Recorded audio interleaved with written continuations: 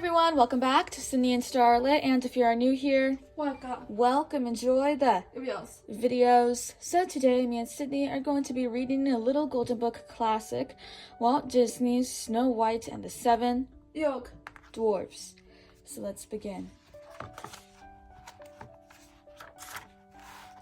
Long ago, in a faraway kingdom, there lived a lovely young princess named Snow White.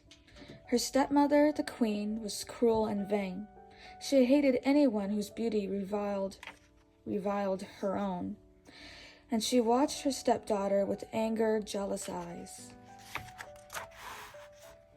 The queen had magic powers and owned a wondrous mirror that spoke.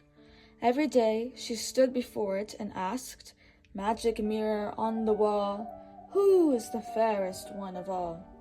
And every day the mirror answered, "You are the fairest one of all, O Queen, the fairest our eyes have ever seen." As time passed, Snow White grew more and more beautiful, and the Queen grew more and more envious. So she forced the princess to dress in rags and work from dawn to dusk. Despite all the hard work, Snow White stayed sweet, gentle, and cheerful. Day after day, she washed and swept and scrubbed. Day after day, she dreamed of a handsome prince who would come and carry her off to his castle. One day, when the queen spoke to her mirror, it replied with the news she had been dreading. There was now someone even more beautiful than the queen, and that person was Snow White. The queen sent for her huntsman. "Take Snow White deep into the forest," she said, "and there, my faithful huntsman, you will kill her." The man begged the queen to have mercy, but she would not be persuaded. "Silence," she warned. "You know the penalty if you fail." The next day, Snow White, never suspecting that she was in danger, went off with the huntsman. When they were deep in the woods, the huntsman drew his knife. Then, suddenly, he fell to his knees. "I can't do it," he sobbed. "Forgive me," he told her. It was the queen who had ordered this wicked deed. "The queen?" gasped Snow White. "She's jealous of you," said the huntsman. "She'll stop at nothing.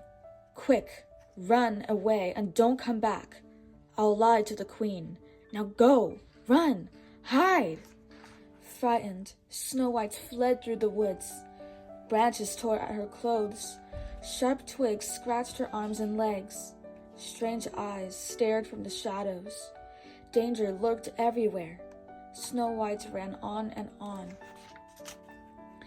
At last, Snow White fell wearily to the ground and began to weep. The gentle animals of the forest gathered around and tried to comfort her. Chirping and chattering, they led her to a tiny cottage. "Whoa," said Snow White. "It's adorable, just like a doll's house." But inside, the little tables and chairs were covered with dust, and the sink was filled with dirty dishes. "My," said Snow White, "perhaps the children who live here are orphans and need someone to take care of them. Maybe they'll let me stay and keep house for them." The animals all helped, and soon the place was neat and tidy. Meanwhile, the seven dwarfs who lived in the cottage were heading home from the mine where they worked.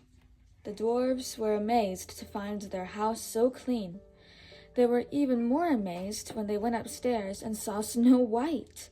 "It's a girl," said Doc. "She's beautiful," sighed Bashful. "Ah," said Grumpy, "she's going to be trouble. Mark my words." Snow White woke with a start and saw the dwarfs gathered around her. "Why, you're not children," she said. "You're little men." "I read your names on the beds," she continued. "Let me guess who you are. You are Doc, you are Bashful, you are Sleepy, you are Sneezy, and you're Happy, and you're Dopey. and you must be grumpy." When Snow White told the dwarves about the queen's plan to kill her, they decided that she could stay with them. "We're asking for trouble," huffed Grumpy. "But we can't let her get caught by that wicked queen," said Doc. The others agreed. That night after supper, they all sang and danced and made merry music. Bashful played the concertina. Happy tapped the drums, Sleepy tooted his horn, Grumpy played the organ, and Dobby wiggled his ears. Snow White loved her new friends, and she felt safe at last. Meanwhile, the queen had learned from her mirror that Snow White was still alive. With a magic spell, she turned herself into an old peddler woman. She filled a basket with apples, putting a poisoned apple on top. "One bite," she cackled, "and Snow White will sleep forever. Then I'll be the fairest in the land." The next morning, before they left for the mine, the dwarves warned Snow White to be on her guard. Don't let nobody or nothing in the house," said Grumpy. "Oh, Grumpy," said Snow White, "you do care." "I'll be careful, I promise." She kissed him and the others goodbye, and the dwarves went cheerfully off to work. A few minutes later, the queen came to the kitchen window. "Making pies, dearie?" she asked. "It's apple pies the men love. Here, taste one of these." She held the poisoned apple to Snow White.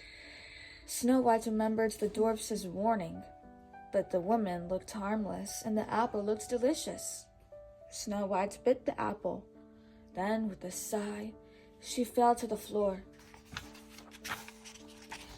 Told by the birds and the animals that something was wrong, the dwarves raced back to the cottage. They saw the queen sneaking off, and they ran after her. As storm clouds gathered and rain began to fall, the dwarves chased the queen to the top of a high rocky mountain. Crack! There was a flash of lightning, and the evil queen fell to her doom below. But it was too late for Snow White. She was so beautiful, even in death, that the dwarves could not bear to part with her. They built her a coffin of glass and gold, and day and night they kept watch over their beloved princess. One day a handsome prince came riding through the forest. As soon as he saw Snow White, he fell in love with her. Kneeling by her coffin, he kissed her. Snow White sat up, blinked, and smiled. The prince's kiss had broken the evil spell.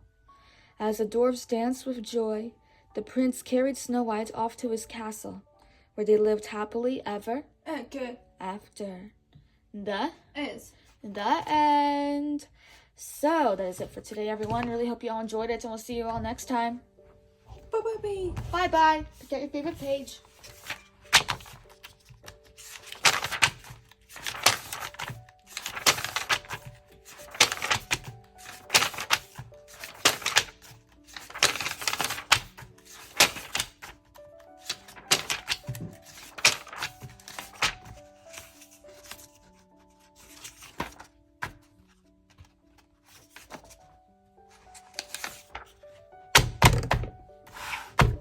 Who's your favorite character? Yeah, week. Evil Queen. Okay. Bye-bye.